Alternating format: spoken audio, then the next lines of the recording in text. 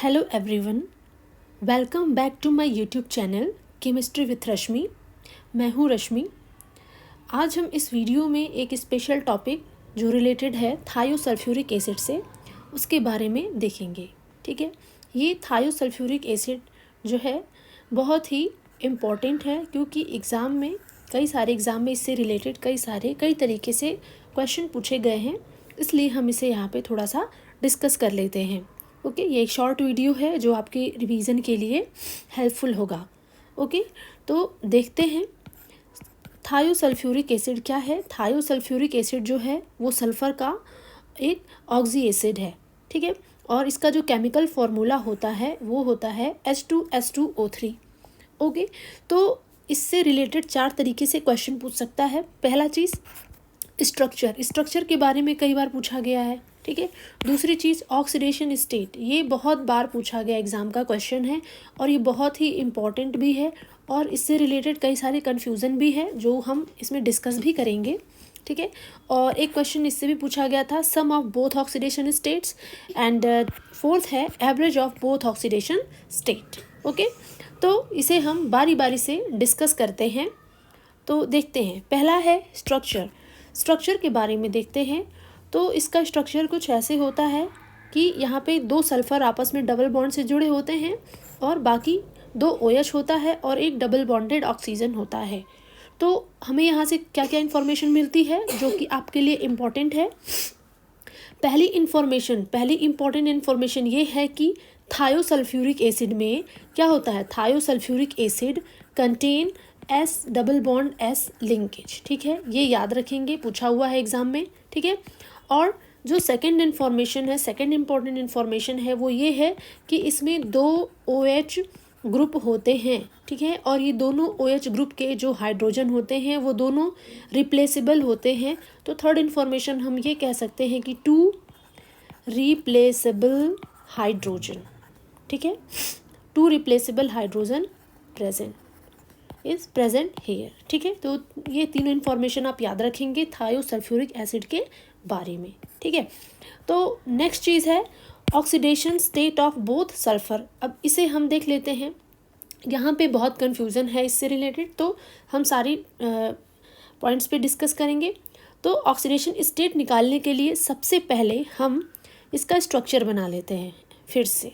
ठीक है, ये है सल्फ़र, एक डबल बॉन्डेड सल्फ़र है, यहाँ पे डबल बॉन्डेड ऑक्सीजन है और यहाँ से एक OH ग्रुप लगा हुआ है। एक मेथड है ऑक्सीडेशन स्टेट निकालने का कि जिसका ऑक्सीडेशन स्टेट निकालना होता है उसकी वैल्यू को हम X मान के निकाल लेते हैं। ठीक है, लेकिन यहाँ पे वो मेथड अप्लाई नहीं हो पाएगा। ठीक है, क्योंकि इस केस में इन दोनों सल्फ़र के क्या हैं, ऑक्सीडेशन स्टेट अलग अलग है। तो अगर हम इस मेथड से निकालेंगे तो ऑक्सीडेशन स्टेट गलत आ जाएगा। ठीक है, तो देखते हैं निकाल के। सेकंड मेथड है अल्टरनेट मेथड, जिससे हम कैसे निकाल सकते हैं, इलेक्ट्रोनिगेटिविटी डिफरेंस के बेसिस पे निकाल सकते हैं। ठीक है, तो अल्टरनेट मेथड को देख लेते हैं। Just suppose this is S1 sulphur and this is S2 sulphur. Okay, पहले हम S1 सल्फ़र का ऑक्सीडेशन स्टेट निकालते हैं। अब यहाँ पे जो सल्फ़र है और यहाँ पे ऑक्सीजन है, सल्फ़र और ऑक्सीजन में से सबसे ज़्यादा इलेक्ट्रोनेगेटिव कौन है, ऑक्सीजन है। इसका मतलब है ऑक्सीजन जो है बॉन्डेड, ये शेयर्ड इलेक्ट्रॉन को अपनी तरफ अट्रैक्ट करेगा, जिसकी वजह से इस पर पार्शियल नेगेटिव चार्ज आ जाएगा। ठीक है, और सल्फ़र पे क्या आ जाएगा, इसकी वजह से पार्शियल पॉजिटिव चार्ज आ जाएगा। इसी तरह से इधर का भी ये जो ऑक्सीजन है ये भी शेयर्ड इलेक्ट्रॉन को अपनी तरफ अट्रैक्ट करेगा, जिसकी वजह से पार्शियल नेगेटिव चार्ज, और इसकी वजह से सल्फ़र पे पार्शियल पॉजिटिव चार्ज। अब यहाँ पे ऑक्सीजन डबल बॉन्डेड है। ठीक है, तो ये दोनों शेयर्ड इलेक्ट्रॉन को अपनी तरफ अट्रैक्ट करेगा, तो यहाँ पे क्या हो जाएगा, -2 पार्शियल चार्ज। ठीक है, ऑक्सीजन का ऑक्सीडेशन स्टेट आपको पता है कितना होता है, -2 होता है, और जो है परऑक्साइड्स में कितना होता है, -1 होता है। तो यहाँ पे परऑक्साइड बॉन्ड तो है नहीं ऑक्सीजन का, तो सारे ऑक्सीजन का जो ऑक्सीडेशन स्टेट है वो कितना होगा, -2। अब यही ऑक्सीजन है, एक पार्शियल नेगेटिव चार्ज इधर से।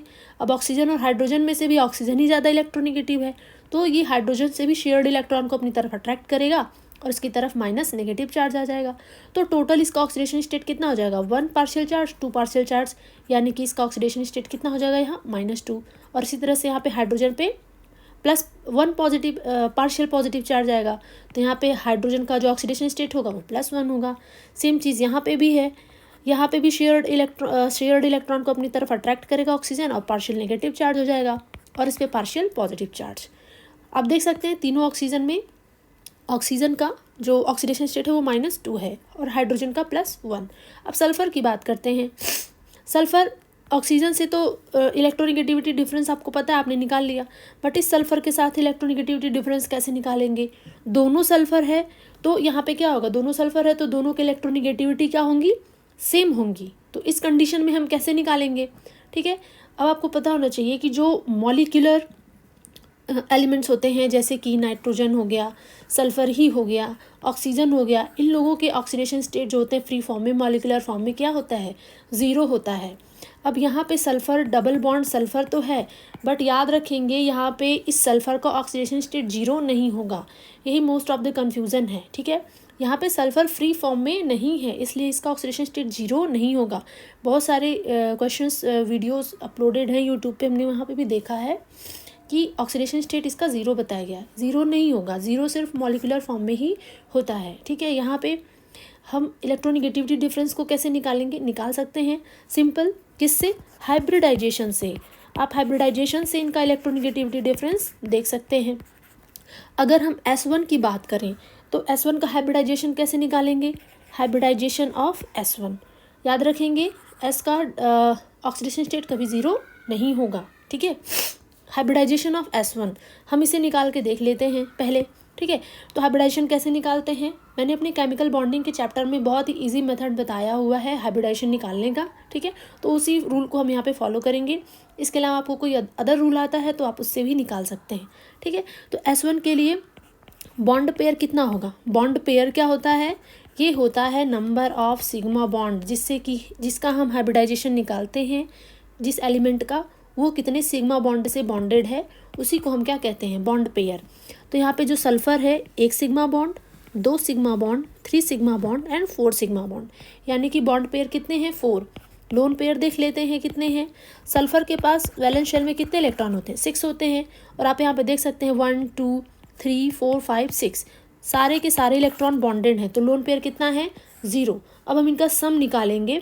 ठीक है, इनका सीरियल नंबर निकालेंगे तो ये कितना आएगा टोटल, 4। और 4 किसके लिए होता है, आपको पता है 1 तो होता नहीं है, 2 होता है, 2 सिग्मा बॉन्ड होता है, तो क्या होता है sp हाइब्रिडाइजेशन। 3 सिग्मा बॉन्ड होता है, बॉन्ड पेयर होता है, तो sp2 होता है, और 4 होता है सीरियल नंबर Sn, ये जो टोटल आया है तो ये sp3 होता है। तो 4 के लिए हमारा यहाँ पे क्या हो जाएगा, sp3 हो जाएगा। ठीक है, अब हम बात कर लेते हैं हाइब्रिडाइजेशन ऑफ S2 के हाइब्रिडाइजेशन को भी देख लेते हैं। तो बॉन्ड पेयर की बात करें तो S2 के पास कितने सिग्मा बॉन्ड हैं, एक पाई बॉन्ड है, एक सिग्मा बॉन्ड है, यानी कि इसका बॉन्ड पेयर कितना है, 1 है। लेकिन लोन पेयर कितने हैं, लोन पेयर इस सल्फ़र के पास 6 वैलेंस इलेक्ट्रॉन होते हैं, तो इसने सिर्फ एक ही पेयर ऑफ इलेक्ट्रॉन यहाँ पे शेयर किया हुआ है, बाकी यहाँ पे 2 लोन पेयर ऑफ इलेक्ट्रॉन यानी कि 4 इलेक्ट्रॉन बचे हुए हैं। तो लोन पेयर कितना बचा हुआ है इसका, 2। ठीक है, तो सीरियल नंबर यानी कि ये Sn कितना आ रहा है, यहाँ पे 3 आ रहा है। 3 का मतलब है कि यहाँ पे हाइब्रिडाइजेशन से क्या हो जाएगा, sp2। और अब जब हम यहाँ पे इलेक्ट्रोनेगेटिविटी को निकालेंगे, ठीक है, तो आपको इलेक्ट्रोनेगेटिविटी का ऑर्डर पता है, sp हाइब्रिडाइजेशन वाला कंपाउंड सबसे ज़्यादा इलेक्ट्रोनेगेटिव होगा, फिर sp2 होता है और फिर sp3 होता है। ठीक है, यानी कि अगर हम इनके इलेक्ट्रोनेगेटिविटी की बात करें तो जो S2 है वो ज़्यादा इलेक्ट्रोनेगेटिव है S1 से। ठीक है, यानी कि S2 ज़्यादा इलेक्ट्रोनेगेटिव है S1 से, तो यहाँ पे जो शेयर्ड इलेक्ट्रॉन होंगे, ठीक है, 1 मिनट, यहाँ पे जो 1 मिनट, अब यहाँ पे जो शेयर्ड इलेक्ट्रॉन है, ये शेयर्ड इलेक्ट्रॉन है, सिंस ये S2 ज़्यादा इलेक्ट्रोनेगेटिव है तो इलेक्ट्रॉन का अट्रैक्शन किसकी तरफ होगा, इस S2 सल्फ़र की तरफ होगा। क्यों, क्योंकि ये ज़्यादा इलेक्ट्रोनेगेटिव है, क्योंकि इसका हाइब्रिडाइजेशन जो है वो sp2 है। ठीक है, यानी कि इस पे क्या आ जाएगा, यहाँ पे 2 बॉन्ड हैं, ठीक है, तो 2 पार्शियल नेगेटिव चार्ज आ जाएगा, और इसकी वजह से इस सल्फ़र पे 2 पार्शियल पॉजिटिव चार्ज आ जाएगा। ठीक है, अब हम इन सारे चार्ज को काउंट कर लेंगे और हमारा हाइब्रिडाइजेशन यहाँ पे निकल जाएगा। ठीक है, तो देखते हैं ये सल्फ़र जो S2 है, S2 का आप देख सकते हैं यहाँ पे हाइब्रिडाइजेशन कितना है -2। अब ये S1 जो है उसका कितना है +2, ये हो गया +1 यानी कि 3, ये हो जाएगा 4 और बाकी का कहाँ गया, बाकी का जो है ये 2 हो गया आपका, ठीक है, ये 3, ये 4 और इस सल्फ़र की वजह से जो +2 पार्शियल पॉजिटिव चार्ज होगा वो हो जाएगा 6, ठीक है। तो यहाँ पे हो जाएगा +6, ठीक है। तो इसको हम फिर से एक बार स्ट्रक्चर इसका बना करके आपको फिर से एक्सप्लेन कर देते हैं। Let's see. ओके, तो देखते हैं जैसे कि सल्फ़र है, डबल बॉन्ड सल्फ़र, यहाँ पे OH है, यहाँ पे डबल बॉन्ड है और यहाँ पे OH है, ठीक है। तो यहाँ पे सिर्फ हम सल्फ़र का निकाल रहे हैं, तो आपको पता है ये S1 है, S2 है, S1 is more electronegative than S2, so it will attract the shared electron towards itself. So यहाँ पे क्या होगा -2 पार्शियल नेगेटिव चार्ज आ जाएगा और इसकी वजह से यहाँ पे इस सल्फ़र की वजह से इस सेकंड वाले सल्फ़र पे क्या हो जाएगा, सॉरी यहाँ पे एक्चुअली S1 इसको और S2 इसको बोला गया है, ये S2 है, ये S1 है, ठीक है। तो इससे कंफ्यूज नहीं होना है, S2 ये वाला है। तो देख लेते हैं, इसकी वजह से इस S2 सल्फ़र की वजह से S1 सल्फ़र पे +2 पार्शियल पॉजिटिव चार्ज आ जाएगा और इस ऑक्सीजन की वजह से ये ऑक्सीजन भी शेयर्ड इलेक्ट्रॉन को अपनी तरफ अट्रैक्ट करेगा, तो इस पर -1 पार्शियल पॉजिटिव चार्ज और इस ऑक्सीजन की वजह से इस S1 सल्फ़र पे +1 पार्शियल पॉजिटिव चार्ज। यहाँ पे 2 बॉन्ड हैं, 2 इलेक्ट्रॉन शेयर्ड हैं, तो इस ऑक्सीजन पे 2 पार्शियल नेगेटिव चार्ज और इस ऑक्सीजन की वजह से इस सल्फ़र पे +2 पार्शियल पॉजिटिव चार्ज, ठीक है। अब ये जो ऑक्सीजन है, इस ऑक्सीजन की वजह से एक ही पार्शियल पॉजिटिव चार्ज आएगा इस सल्फ़र पे, फाइन। तो अब देखते हैं टोटल कितने हो जाएंगे। S2 पे तो क्लियर है कितना है -2। अब S1 का काउंट कर लेते हैं, तो ये हो जाएगा +2, ये हो जाएगा 3, 4, 5 एंड 6। आप देख सकते हैं ऑक्सीडेशन स्टेट कितना आया, +6 आ गया, ठीक है। तो ये तरीका है निकालने का, आप याद रखेंगे, ये कई बार एग्जाम में पूछा हुआ है, बहुत ही इंपॉर्टेंट है। नेक्स्ट क्या पूछा हुआ है, sum of both oxidation state. तो थर्ड पॉइंट निकाल लेते हैं, sum of oxidation states of both S1 and S2। तो सम क्या हो जाएगा, S1 का कितना है +6 है, S2 का कितना है -2 है, इनका सम कर लेंगे तो कितना आ जाएगा +4, ठीक है। तो ये भी याद रखेंगे। और फोर्थ जो है वो पूछा गया है, इनका एवरेज क्या होगा, तो average of oxidation states of, okay, average of oxidation states of S1 and S2। तो एवरेज के लिए क्या होता है, S1 क्या हो जाएगा, oxidation state of S1 and oxidation state of S2 divided by 2। S1 कितना है +6, यहाँ पे हो जाएगा -2 डिवाइडेड बाई 2, दैट मीन्स 4/2। तो इनका जो एवरेज आएगा वो भी क्या आ जाएगा +2। तो ये आपका करेक्ट आंसर हो जाएगा। तो इस तरीके से आप इतने सारे क्वेश्चन इस एक टॉपिक से आप सॉल्व कर सकते हैं। ये सारे क्वेश्चन पूछे हुए हैं, जितने भी टॉपिक हमने आपको यहाँ पे जितने भी पार्ट्स बताए सारे एग्जाम में पूछे हुए हैं, ठीक है। तो ये था आज का स्पेशल टॉपिक, ठीक है, जो कि आपके एग्ज़ाम के लिए इम्पोर्टेंट था। Okay, thank you.